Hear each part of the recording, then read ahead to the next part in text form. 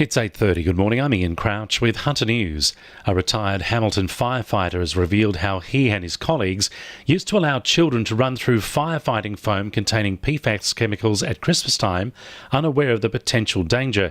Jeff Zipper, who was diagnosed with bladder cancer in 2006, has told the Herald it was a regular Christmas tradition at the former Belford Street fire station, saying children loved it because it looked like snow. Many of the 69-year-old's former colleagues have since been diagnosed with cancer. It's since been revealed tests in soil and groundwater at the site have shown PFAS levels 100 times above the health guidelines. The number of four-wheel drives descending on 9 Mile Beach over the long weekend has the local wetland authority worried. Hundreds of vehicles took to the strip between Blacksmiths and Redhead over the weekend, prompting concerns about environmental damage. It's prompted the Belmont Wetland State Park Board to consider conducting a review into how it manages the coastal strip, which could see restrictions imposed on how many vehicles are allowed on the sand at any one time. Aussie Farms could soon be held accountable for the work of activists who use its online farm locator to campaign or damage local farms. As part of a Legislative Council Select Committee, Parliamentary Secretary for the Hunter, Scott McDonald, advocated for a legislation change to see trespass offences extended to organisation heads whose work supports activists. He says a number of Hunter and Central Coast farms are identified on the Aussie Farms website. Really does hit home that people are being targeted, but I just don't want to hold the people who do the criminal activity accountable. I want to hold the people who plan it and finance it and put up these websites. They must be just as liable and just as accountable for the damage and the biosecurity risks that they bring on these farms. The government's response to the committee's recommendations is due by the end of next month. Port Stephens Mayor Ryan Palmer says a proposed rate rise will be used to fast-track hundreds of projects across the Shire.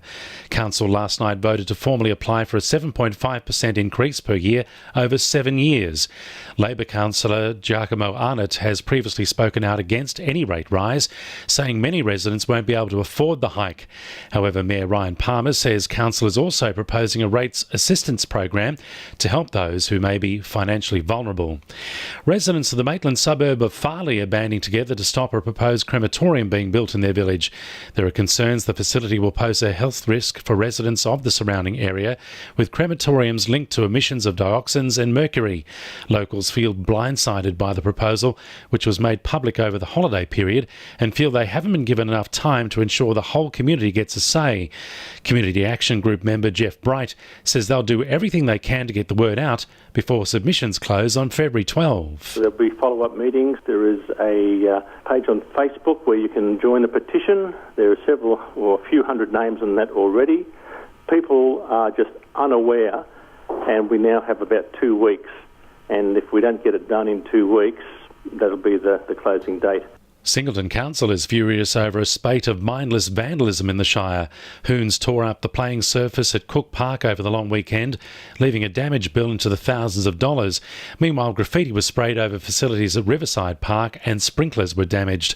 Anyone with information about those responsible is urged to contact Singleton Police. 2NURFM Sport.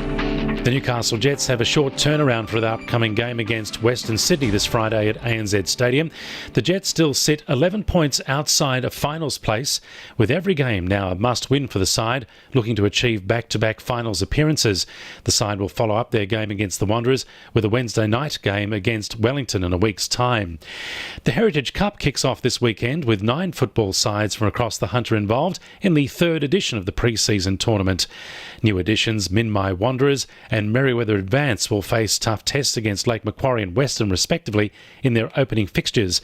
Reigning NPL minor premiers Edgeworth go into the tournament as favourites and will come up against New Lambton and Wallsend in their opening group games. And the Hunter Hurricanes water polo side have picked up another star player heading into their season starting this weekend. Goalkeeper Kelsey Wakefield joins the squad, having represented Australia at the Rio Olympics.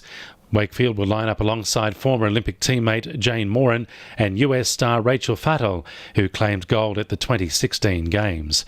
And the winning numbers in Oz Lotto are 22, 38, 27, 26, 35, 4 and 19, and the supplementaries are 25 and 36. 2NURFM News Time, 25 to 9.